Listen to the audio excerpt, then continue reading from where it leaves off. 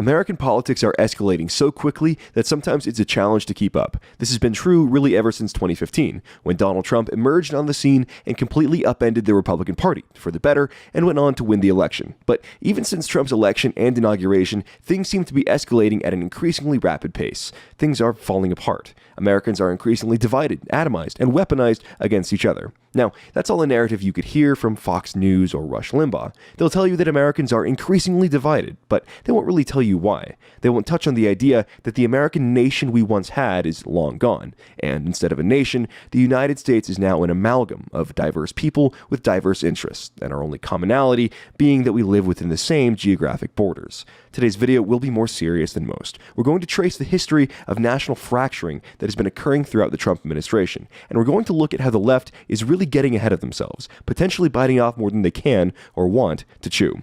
And we'll also look at where all of this is going, and in response to some recent polling and growing national concerns, we'll answer the question of where the US can and should go from here. But before we do all of that, let's talk quickly about your online privacy and security. It is now summer, which means you're probably thinking about taking some time off from the worksite and going on trips or vacations. Unfortunately, those that would steal and misuse your private information are not taking a break for summer. Everything you transmit over a wireless router, whether it's public or private, is subject to being recorded, logged, and archived by entities public and private.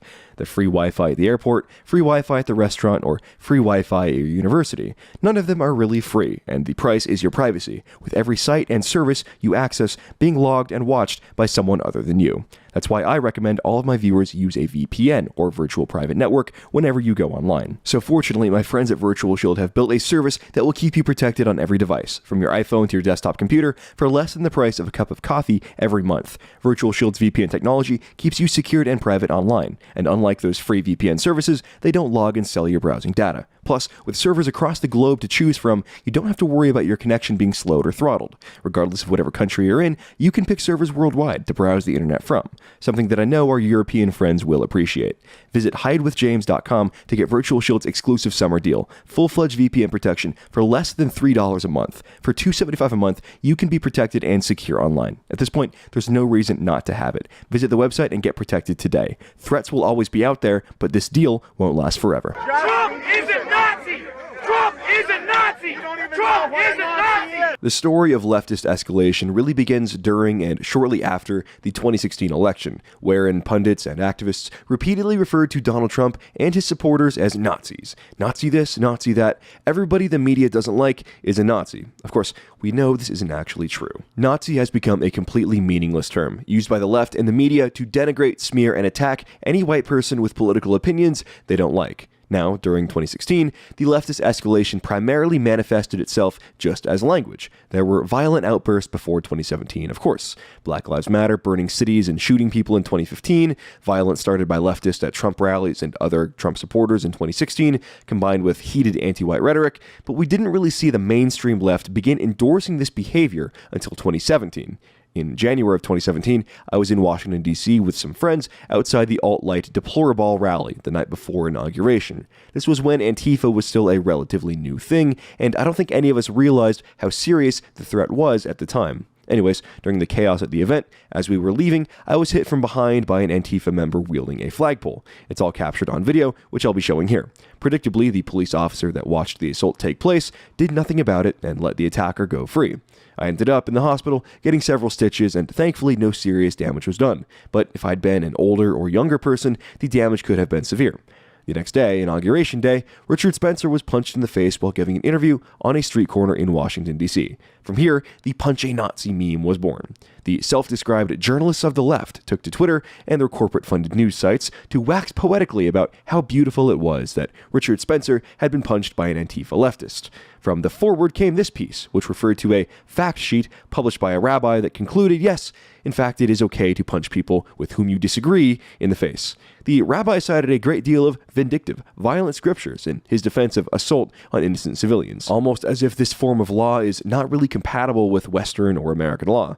Really makes you think. I'll include all links to all of this below in the description. Of course, this is just one ethno-religious perspective. For Americans that believe in Western conceptions of free speech and free discourse, the values professed by this rabbi are wholly alien and foreign. But that hasn't stopped the left from taking the punch a Nazi meme and running with it. These tweets are primarily from 2018, but here are some headlines from throughout 2017 of leftist media outlets rallying around the idea that yes, it is okay to punch Nazis. Of course, when you determine that it is now okay to punch Nazis, this presents a problem. How do you determine whomst is and is not a Nazi?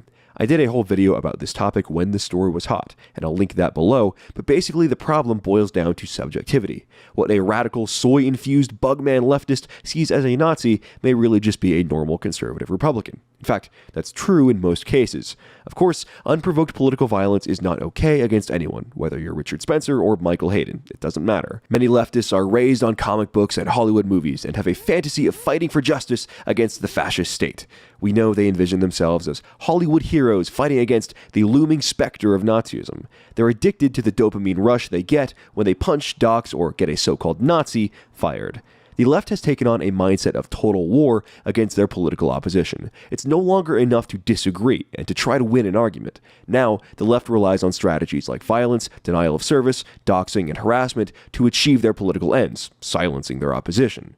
Instead of debating the right, they get our podcast thrown off of SoundCloud. They investigate to find out our identities and expose our families' identities. They harass our employers and advertisers in an attempt to make us suffer financially. And yes, when they can, they engage in direct physical violence. They don't want to just beat you in an argument. They want you dead, starving, unemployed, and cut off from your family and society as a whole.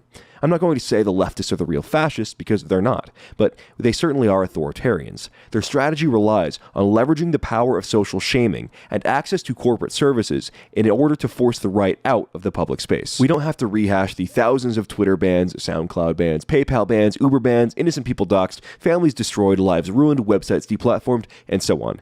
If you've been paying attention, you know how this is all going. The left wants to crush their opponents in every way, and this urge is a lead driver of the political escalation we're seeing. We really saw this heat up after Charlottesville, where dozens, if not hundreds of people were doxxed for simply attending a political rally. My own family was harassed by the media, until I proposed to the journalists doing the harassing that perhaps their families would appreciate being photographed and interviewed and having their information published across the internet. They stopped calling pretty quickly. But since Charlottesville, what has changed? The alt-right, nationalists, and identitarians have almost entirely pulled back from public rallies and activism. Of course, the majority of people on the nationalist right are, as Trump said, fine people, and certainly not the Nazi boogeyman that the media wants, and leftists are titillated about punching in the face. What's happening now is pretty simple. The demand for so-called Nazis is outpacing the supply. The left's addiction to deplatforming, denial of service, harassment, and ultimately violence still needs to be fed, but there simply aren't enough so-called Nazis out there. Unless, of course, you begin to count anybody that works for Trump or supports Trump as a Nazi. And logically, why wouldn't they? The media has been working overdrive since 2016 to convince everyone in the country that Donald Trump is literally the second coming of Hitler. The pundit class loves nothing more than to compare the actions of the Trump administration to the actions of the Third Reich. So now it should be no surprise that the left is employing their dox, harass, deplatform tactics against members of the Trump administration. Just this past week, White House aide Stephen Miller was harassed while eating dinner at a Mexican restaurant. But that wasn't where it ended. The media, specifically Splinter News, thought it would be appropriate to punish Stephen Miller's personal cell phone number on Twitter. And that wasn't all. Leftists are now targeting Stephen Miller's home, protesting outside and distributing wanted flyers to his neighbors that accuse him of kidnapping children and crimes against humanity. The left even had the nerve to use the hashtag civility on Twitter to describe the incident. What is civil about occupying the area around someone's home and harassing them to protest? Miller was not the only target, by the way. DHS Secretary Kirstjen Nielsen's home was targeted by protesters as well, who played audio of crying children and held signs accusing her of kidnapping while they chanted and protested. Sarah Huckabee Sanders, press secretary for the president, was forced to leave a restaurant in Virginia after the owner decided she couldn't stay there. But there's more to that story, too. The owner of the Red Hen then stalked Sarah Huckabee Sanders' family down the street to another restaurant and made sure that her family was heckled and protested at that location as well. What we're seeing isn't just a breakdown in civility, as many conservatives are complaining. It may very well be the beginning of a soft civil war that has the unfortunate possibility of getting very, very hot. According to recent polling by Rasmussen, almost 60% of all Americans fear that anti-Trump activists and advocates will resort to violence. According to the same poll, 31% of Americans believe that America is headed for a second civil war sometime in the next 5 years. It's not like the left hasn't been trying to kick this off for a while. Remember last summer when several members of Congress, including Majority Whip Steve Scalise, were shot by an anti-Trump activist? Or when Senator Rand Paul was attacked at his home by an anti-Trump activist? The left has been using violent rhetoric, directly encouraging violence, and actually engaging in violence throughout the entirety of the Trump administration. It's no surprise that people are increasingly feeling like our country is tearing apart at the seams. But why is this happening? What happened to the America, the idyllic America, that our parents and grandparents grew up in? Well, much of our present division has to do with the death of the American nation. A nation is defined as, quote, a large aggregate of people united by common descent, history, culture, or language, inhabiting a particular country or territory. For our country's first 150 years or so, this was an apt description.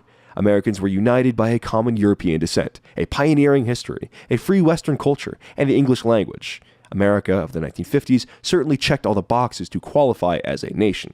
But since the 1960s, we've changed. Our country has changed. With the passage of the 1965 Hart-Celler Immigration Act, the bulk of America's immigrants now come from Africa, Latin America, and Southeast Asia.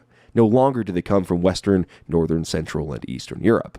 America has gone from being a 90% European American country to an approximately 60% European American country. And with that rapid change in demographics has come a rapid change in our country's descent, history, culture, and language. We are now a diverse and divided country where different groups compete with other groups for resources and political power. Nothing unites the first-generation African migrant with the working men and women of the Midwest, aside from perhaps a passport and a piece of paper. The point being, there's nothing that unites Americans together anymore, not even the national flag or anthem. And in an increasingly diverse, divided, and atomized society, the only way things can change is for the worse. The media has incited so many on the left to believe that they are in a deathly struggle against fascism, and that is dangerous. Because when they begin thinking about our political situation in terms of life or death, they will become much more willing to act out violently if they feel justified. So how can we heal the divides, so to speak? Well, to be honest, I don't know if we can. But what I do know is we need to start taking our own side and purge this sense of radical individualism from our thought processes. It's time to start acting as a collective for the benefit of the collective. If we don't, the only other option is surrendering our country and the last remnants of our nation to the violent, radicalized, unintelligent mobs that seek to destroy our civilization.